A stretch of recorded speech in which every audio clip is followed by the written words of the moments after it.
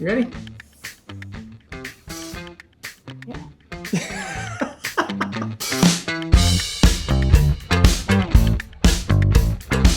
Do not plan a transatlantic cruise and expect Caribbean weather. Corey and I are changing time zones 10 times in 1 month.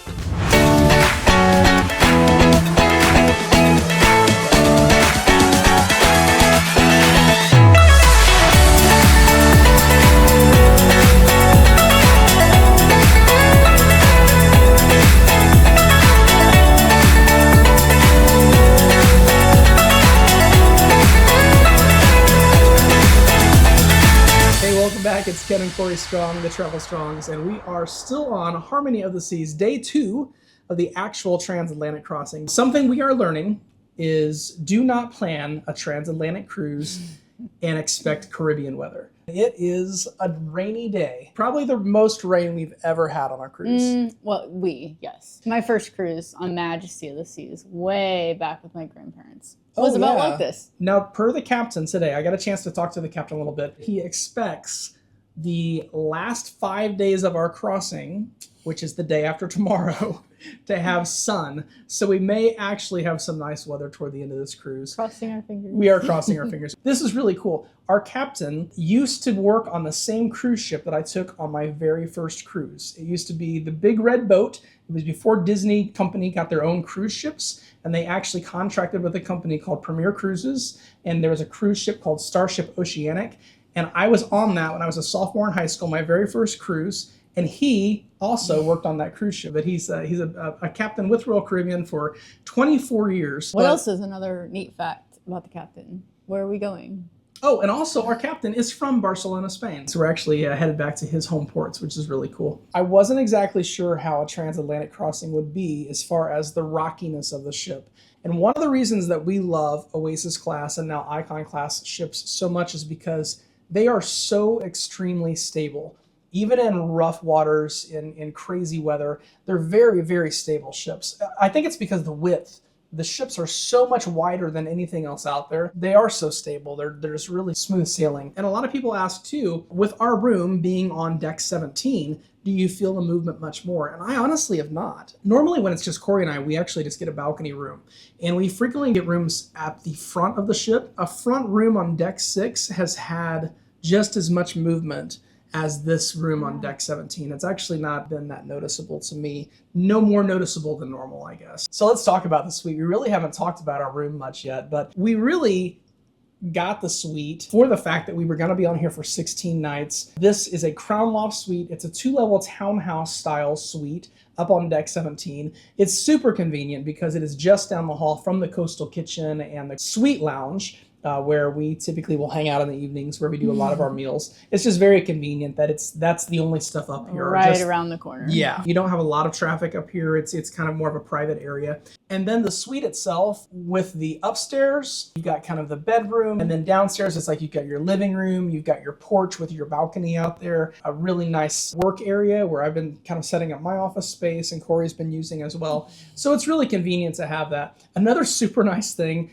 is the fact that there's only 2 of us, but it's so nice to have 2 bathrooms because we can both be getting ready at the same time. We're not like in each other's way. We're not having to take turns to get in and get showers and get ready to go to dinner or whatever. You can't complain about my long baths. Yes, and that's another thing. What is your most favorite thing about your bathroom, Corey? My bathtub. She has a bathtub. Yeah. Not every Oasis Class ship has a bathtub in the Crown Loft Suite. That is something special to Harmony, that it actually does have a bathtub in the Crown Loft Suite. So big perk for Corey. She's a huge bath taker. So that's been a big plus for her. But all around, Corey even said yesterday, this is her favorite room by far of the ones that we've taken. And normally when it's just us, we don't splurge. We just do a balcony room. We love deck 6 because it's in the middle of the action for Oasis Class ships. But we have splurged a little bit when we've had our families with us. We've done a 2-bedroom grand suite. We've done a 2-bedroom aqua theater suite. And it is nice because those suites, when you add more people, it normally doesn't add a whole lot more costs. You're only paying the full price for those first 2 people.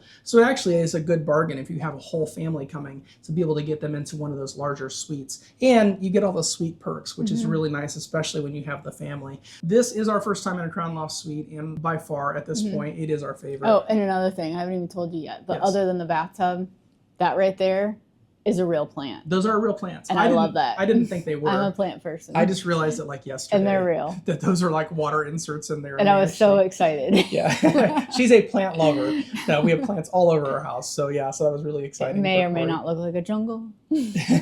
Another thing about the Transatlantic that you may not realize is from the time you leave until the time you get to Spain, you change time zones multiple times. So we are leaping ahead an hour every day. Yesterday, today, we have a day off, and then the next 2 days after that, we change an hour at 2 o'clock in the afternoon every day. So 2 o'clock becomes 3 o'clock. We do that 7 times. So including the natural time zone that we had and the flying from Indianapolis to Texas, Corey and I are changing time zones. Actually, I thought it was 10 times in 1 month. Corey and I are changing time zones. So, but on the ship, we will actually change 7 times between Galveston, Texas, and Barcelona, Spain. We have our last change on our first stop in Spain. When we leave there, we'll change time 1 more time, and then we're actually on Barcelona time.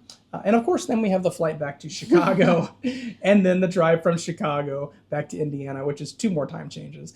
So it's been kind of a crazy time change thing. It really hasn't hit me yet. I honestly don't feel like I'm not adjusted to the time. It feels like a natural time at this point. It's nice that they only do an hour at a time, and you just kind of ease into it. By the end of it, I think I will probably feel a little odd going to dinner, what would normally be like noon when we started this journey. So you'll be fine. yeah, food doesn't normally faze me, I guess. So, and as far as the activities staff has added more and more each day to give people things to not get bored. Today, it was interesting to see ladies in the pool doing water aerobics in the downpouring rain.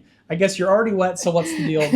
But yeah, it was pretty interesting to see people still out trying to take advantage of the pools. As far as meals today, I grabbed a quick breakfast in the Coastal Kitchen. We did lunch in the Coastal Kitchen, and we did dinner in the Coastal Kitchen.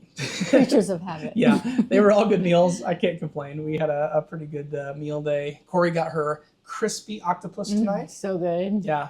And Ken got photos and videos of his food because I yelled at him. Not all of it. No, I did fail on one. I still missed a couple. I missed a salad. I think I just missed a salad. Yeah. I did start the day by trying to get a Johnny Rockets breakfast because Johnny Rockets, though it does have a surcharge for dinner and lunch, it actually is complimentary for breakfast. They have a really good breakfast menu, but because of the rain, the inside of Johnny Rockets was absolutely packed. So that's how I ended up just coming up and eating breakfast in Coastal Kitchen. But that was not my original plan. I actually plan on going to Johnny Rockets. Maybe tomorrow morning if it's not raining. I'll try that. Another thing that I found today was a new drink. I found a mango colada. Once again, a drink that I found doing research online. And it's very tasty. It is. She doesn't like coconut, so this is like perfect for her, but a mango colada. Another one that's going on my list. A very, very good drink. A mango colada. Very good. Question that we often get asked is, do we always cruise with Royal Caribbean? Have we always cruised with Royal Caribbean? And the truth is, you have, right? I have. Corey has never cruised on to Royal all the way. All the way, yeah. One cruise before you met me, correct? Well. And it just happened to be on Royal Caribbean. But I refuse to go on any other cruise line, so give me that. That's true. Myself, the very first cruise was the one I was telling you about with our captain. That was my very first cruise when I was a sophomore in high school. I was seasick as could be.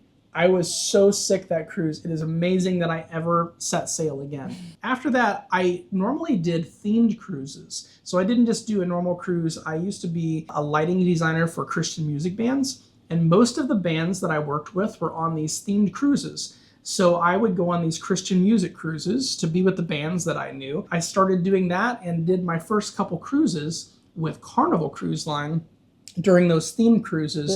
And then there was another company that did a Christian cruise on a Royal Caribbean ship.